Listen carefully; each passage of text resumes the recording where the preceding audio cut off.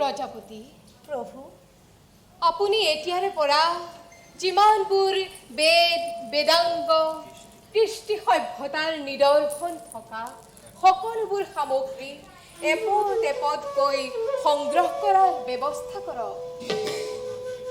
মহাপ্ৰলয় শেষ হোৱাৰ পাছৰ কল্পৰ মানৱে যাতে জ্ঞান অৰ্জন কৰিব পাৰে তাৰ ব্যৱস্থা কৰক।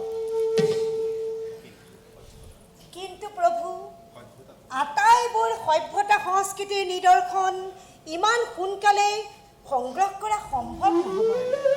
এনে এক ভয়ংকৰ পৰিস্থিতিত কোন ক'ত পৰি থাকে তাৰ কোনো ঠিকনা নাই প্ৰভু।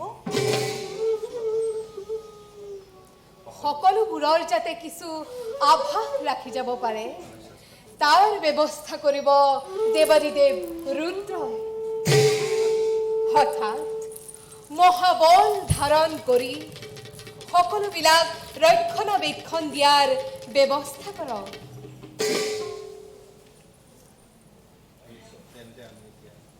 তেন্তে আমি এতিয়া নিজ নিজ কৰ্তব্যত অগ্ৰসৰ হওঁ নে কি কয় প্ৰজাপতি? ব'লক ভোলানাথ, আহোঁ প্ৰভু, আহোঁ প্ৰভু।